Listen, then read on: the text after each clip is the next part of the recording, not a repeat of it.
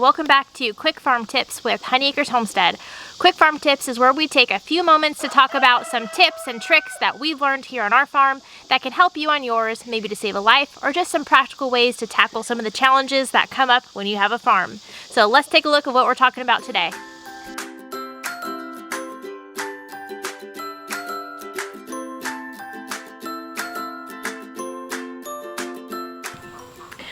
On today's video, we're going to be talking about what to do if your chicken gets attacked by a coyote or a dog or a hawk and is left with a wound.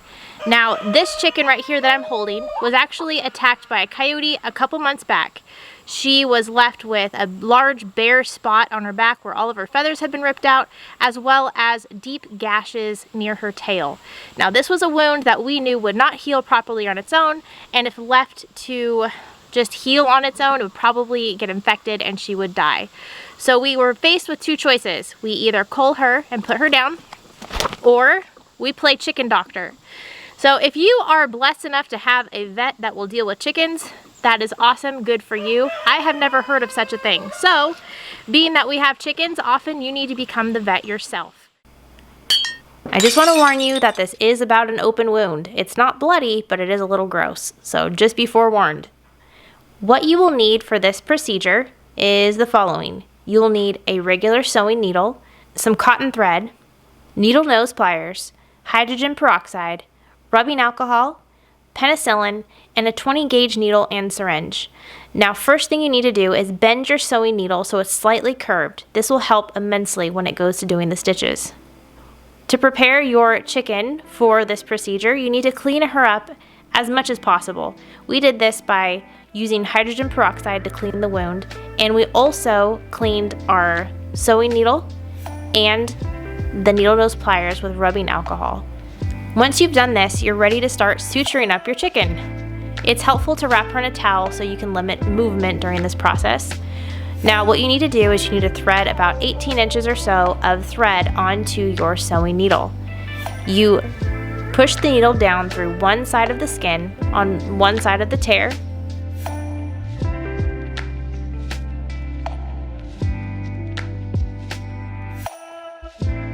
and you pull until there's about a 2 to 3 inch tail left of the thread.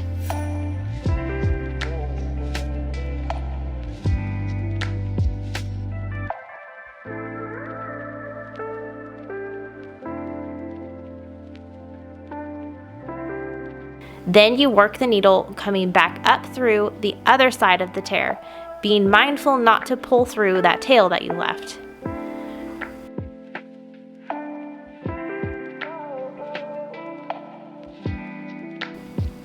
Now, when you've gone up through the other side, what you need to do now is tie your knot.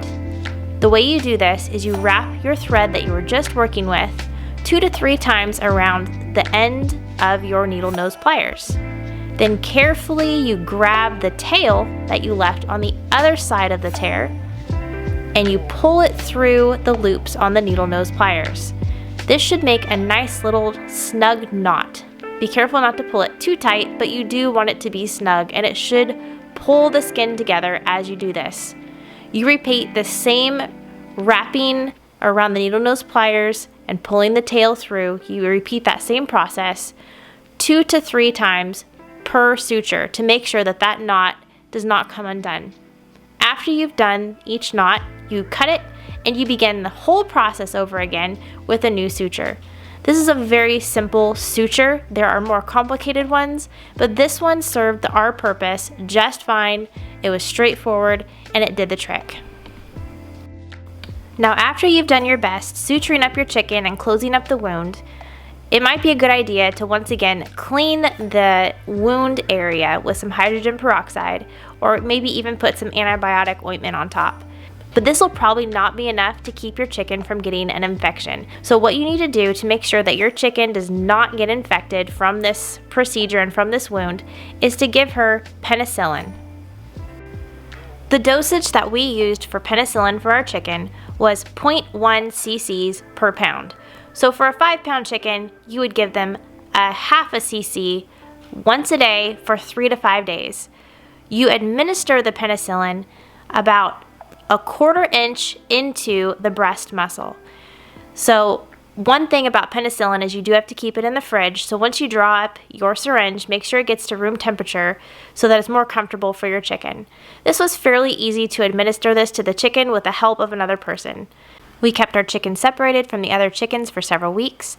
After 2 weeks, some of the stitches had already begun to pull out on their own, and we left the other ones in because soon her feathers were growing over the stitches and we couldn't see them anymore.